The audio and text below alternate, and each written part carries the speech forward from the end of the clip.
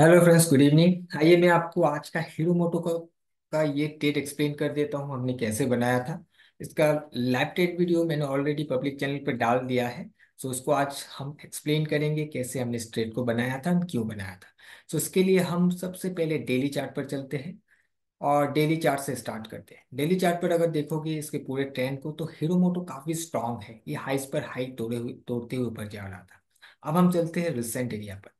सो यहाँ पर अगर आप देखोगे सबसे पहले इस वाले दिन को, एक स्ट्रॉन्ग स्टॉक काफी स्ट्रॉन्ग था, ऊपर ऊपर ऊपर ही चल रहा है। यहाँ पर सडनली एक बहुत बड़ा कैंडल हमें देखने के लिए मिला था। एक हाई वॉलेटाइल कैंडल, एक एंगल्फिंग कैंडल यहाँ पर हमें दिखाई दिया था। और वॉल्यूम का भी ब्रेकआउट आया था यहाँ पर। अगर आप देखोगे तो वॉल्यूम ब्रेकआउट्स भी है। सो वॉल्यूम ब्रेकआउट के बाद प्राइस में क्या हुआ कि ये कंटिन्यू हो गया था। राइट, ये लोअर लो फॉर्म कर दिया था। जब इसने लोअर लो फॉर्मेशन हुआ तो इसने क्या किया कि इस फर्स्ट कैंडल का जो लो था, इसको ब्रेक करके नीचे आकर क्लोज कर दिया था। इस कैंडल के लो को मैं एक बार थोड़ा सा डार्क करके मार्क कर देता हूं ताकि दिखाई दे। ओके, तो इस वाले कैंडल का जो लो था, इस वाले कैंडल के लो के नीचे आकर क्लोज हो गया था। अब जब क्लोज हो गया, क्लोज से हमें क्या समझ में आ रहा है कि हाँ सप्लाई कंटिन्यू है, जिस वजह से ये नीचे आकर क्लोज हो गया, स्ट्रांग है। अब अगर स्ट्रांग है, इस वाले कैंडल के लो को ब्रेक करके क्लोज किया है, तो अब ये ही लाइन मतलब इस कैंडल का लो रेजिस्टेंस बनना चाहिए। क्यों? क्योंकि पहले सपोर्ट था, नीचे से प्राइस ऊपर जाकर यहाँ पर क्लोज हुआ है, लो ये बना सपोर्ट था।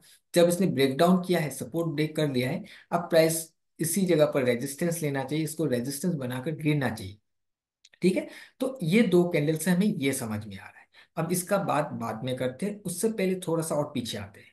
थोड़ा सा अगर आप और पीछे आओगे तो इस कैंडल को अगर देखोगे, इसी सेकेंड कैंडल को सबसे पहले देखिए कि इस कैंडल के नीचे से एक वीक दिख रहा है हमें, जो ऊपर में कुछ खास नहीं है, जो कि नीचे से वीक दिख रहा है, यानी कि स्ट्रांगली प्राइस को पुश किया गया ऊपर। और ये कहाँ से किया है? ये किया गया है इस वाले कैंडल का जो वीक एरिया है, इस वाले वीक एरिया का से।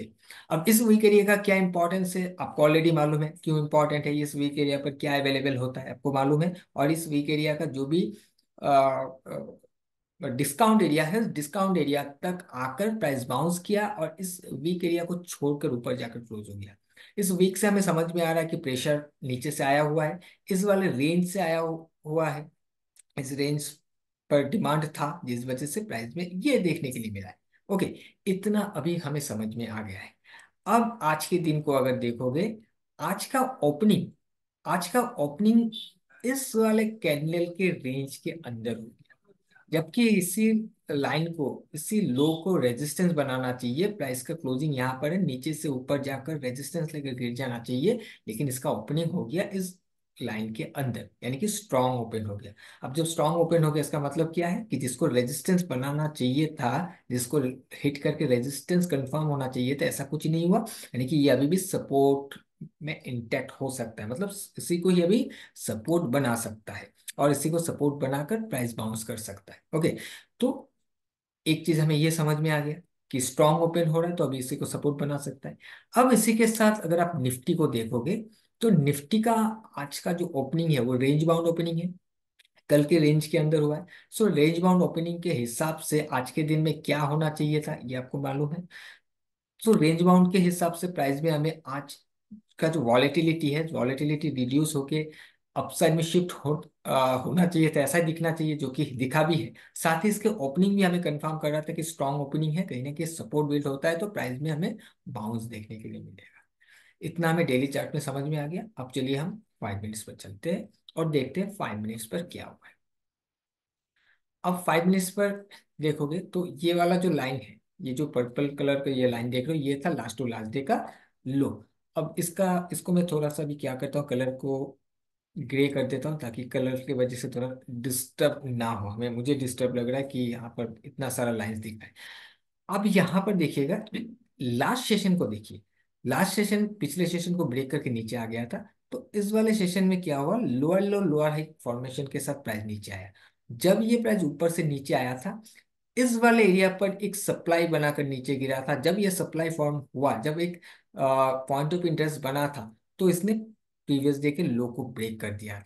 राइट, ये वाला एरिया रिस्पॉन्सिबल है इस लो को ब्रेक करने के लिए, तब राइट उसके बाद ये ब्रेक होकर नीचे आया था और यहाँ कहीं क्लोज हुआ था, जो कि ये रेंज था आपने देखा पीछे का वीक था। अब आज का ओपनिंग जैसे कि मैंने बताया स्ट्रॉन्ग ओपनिंग था। अब स्ट्रॉन्ग ओपनिंग हुआ है ठीक है, उसके बाद भी ये रेजिस्टेंस एरिया पर ओपन हो रहा है, सप्लाई एरिया के आसपास ओपन हो रहा है, तो यहाँ पर हिट करके गिर जाता। ये स्ट्रॉन्ग ओपन तो हो रहा है लेकिन इसको हिट करके, जबकि सप्लाई एरिया है, इसको हिट करके गिर जाता। बट ये ऐसा नहीं कर पा रहा, ये ऊपर हिट कर रहा है, यहाँ पर कोशिश तो कर रहा है बार बार, देखिए वीक बना रहा है, ऊपर से वीक, ऊपर से वीक, लॉन्ग वीक कैंडल यहाँ पर बन रहा है, स्ट्रांगली ऊपर से रिजेक्शन हमें देखने के लिए मिल रहा है। तो ऐसा अगर है तो प्राइस में अभी लोअर लो का फॉर्मेशन होना चाहिए। रेदर ये लोअर लो नहीं बनाया, ये ब्रेकआउट करके हायर हाई कर गया। पहले तो इस वाले रेंज का मतलब ये जो सप्लाई एरिया था, जो पॉइंट ऑफ इंटरेस्ट था, इसका भी ब्रेकआउट हुआ। साथ ही जो स्विप हो रहा था बार बार ऊपर से वीक बन रहा था, इस स्विप एरिया का भी ब्रेकआउट हो गया। यानी कि जो सेलिंग हमें देखने के लिए मिल रहा था ऊपर से प्रेशर, ये भी ब्रेकआउट हो गया। तब हमें समझ में आया कि अब कहीं ना कहीं स्ट्रांग हो जाएगा, क्योंकि ओपनिंग स्ट्रांग है। सेलर अभी ट्रैप हो जाएंगे, ऊपर से जो सेल करने की कोशिश कर रहा था ये ब्रेकआउट हो गया, अभी ये ट्रैप हो जाएगा। जिस वजह से हमने इस सेकेंड कैंडल को हमने इसलिए लिया क्योंकि एक्चुअल में क्या है, इस वाले कैंडल का जो हाई है यहीं से हम एंटी को बना सकते थे, लेकिन मैंने थोड़ा सा ऊपर लिया क्योंकि हो सकता है कि यहाँ तक ना आए यहाँ पर थोड़ा बहुत रिट्रेस करके प्राइस चला जाए, ऐसा मैं सोच रहा था, जिस वजह से थोड़ा सा मैंने ऊपर ही एंटी को बनाया। अब ऊपर बनाने के लिए भी मुझे कोई ना कोई एक लेवल चाहिए, जिस वजह से मैंने इस कैंडल को यूज किया कि इस कैंडल के हाई से रिजेक्ट हो रहा था बार बार, ऊपर जा रहा है अंदर आ जा रहा है, ऊपर जा रहा है अंदर आ जा रहा है, तो इस कैंडल के हाई पर एक रेजिस्टेंस फॉर्म हो रहा है, राइट। सो अगर रेजिस्टेंस फॉर्म हो रहा है तो प्राइस को गिरना चाहिए, लेकिन रेजिस्टेंस ब्रेकआउट करके ऊपर जाकर क्लोज हो गया। नेक्स्ट कैंडल में जब ये एक हायर हाई का फॉर्म किया, प्राइस ये वाला कैंडल क्लोजिंग नहीं हुआ था लेकिन ऑलरेडी एक हायर हाई बना दिया था ओपनिंग के बाद, तो हमें समझ में आ गया ऑलरेडी हाई बन चुका है, यानी कि कहीं ना कहीं स्ट्रेंथ आ रहा है। तब जाकर हमने इस कैंडल के हाई पर एक एंटी बनाया, इसके लो के नीचे हमने स्टॉप लॉस को बनाया, और इसको अगर पीछे जाकर देखोगे तो इसी कैंडल का जो रेंज है इसके नीचे भी हमारा स्टॉप लॉस आ रहा है, ठीक है। अब अगर नीचे इस वाले रेंज को फिर से तोड़कर नीचे आ जाता है तो फिर इसमें फिर स्ट्रेंथ नहीं रहेगा, नीचे ही गिर जाएगा, जिस वजह से मैंने स्टॉप लॉस को यहीं पर प्लेस किया था। और कुछ पॉइंट के लिए इस दोनों कैंडल को देखोगे तो कुछ पॉइंट के लिए हमारा स्टॉप लॉस यहाँ पर हिट नहीं हुआ, यहीं से प्राइस में मूव आया, एक तरफा मूवमेंट के साथ इस जगह पर हमारा टारगेट को हिट कर दिया। अब ये टारगेट यहाँ पर क्या लेने का क्या रीजन है, थोड़ा सा पीछे अगर जाओगे तो आपको दिखेगा यहाँ पर इक्वल हाइस दिख रहा है। अब इस इक्वल हाई बनने का मतलब ये है कि इसके ऊपर लिक्विडिटी है, एंड इसी के साथ थोड़ा सा ऊपर जाओगे तो यहाँ पर भी लिक्विडिटी हमें देखने के लिए मिल रहा है, जो कि हम कुछ इस तरीके से ट्रेंड लाइन के फॉर्मेशन में देख सकते हैं, ठीक है।